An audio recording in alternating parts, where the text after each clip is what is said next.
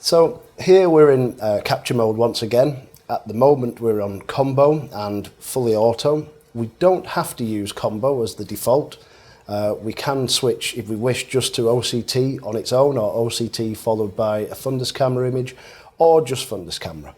So in this case, where we might want to switch to manual mode, it may be that the OCT is struggling to auto capture, or the fundus camera is struggling to auto capture due to lens opacities or poor patient fixation, for example. But also, if we want to take more detailed scans of a particular area of the macula that's not central, we may want to then switch to manual mode to be able to shift the actual OCT scan or the patient fixation. And so if you wish to do that, let's, on the screen here, switch to OCT, for example, and I'll now switch on the screen either here or on the OCT here. We can switch to manual mode, and if you keep looking now at the fixation target, it will not automatically capture now that I bring the device into focus. So what I can do if I wish is, for example, select, for example, a macular line, and I may wish to reduce the size of the macular line using this sliding bar here. And I can even change the angle of that line scan if I wish, using this sliding bar. I'll keep it flat for now.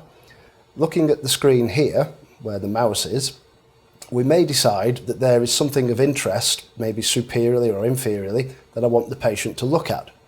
So I can grab the scan line and move it up here like so. And so we're getting a different part of the retina in the screen. So the patient is still looking at the fixation target, but the target has moved in relation to the scan position.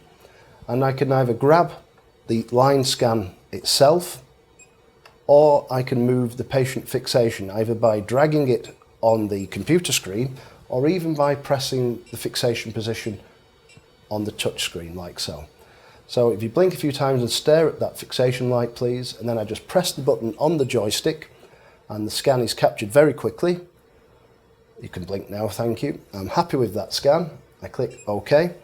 And of course, unlike in combo mode where it would immediately take another scan, that won't happen now. So I can then decide maybe to do a different type of scan.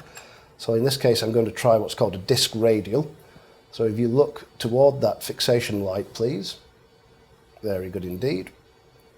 Now in this case, we've got the scan image nice and central, so blink now and try and stare. And once again, I can just press on the capture button. And that's good, thank you very much. Blink again. I just review those scans and they all seem to be nice and clear. That's good. Because it's a circular scan pattern, it's very, very good for doing cross-sectional images of things like nevi or other lesions that are maybe not necessarily central to the macula. And again, it's quite useful to move off fixation in those circumstances. So imagine if I switch now to a macular radial and the patient is fixating centrally. If I use these buttons here, just to bring the fixation back to the center and bring the scan back to the center, align the device up. Now imagine there was a lesion just superior to the fovea in this patient's eye. I might reduce the size of the scan pattern and just drag that superiorly, for example, to where the lesion might be. And also, if you look on the screen here now, I can move the patient's fixation like so, which again will move in the opposite direction to where the lesion is. So if the lesion is superior, you would move the fixation down to obviously move the retina like so.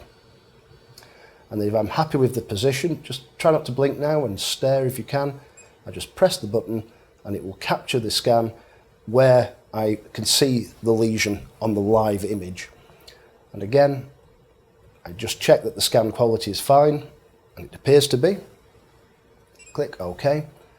And that allows us now to take as many OCT scans as we wish on this eye or the other eye. And that of course, can give us greater assessment of specific pathology that the patient may have.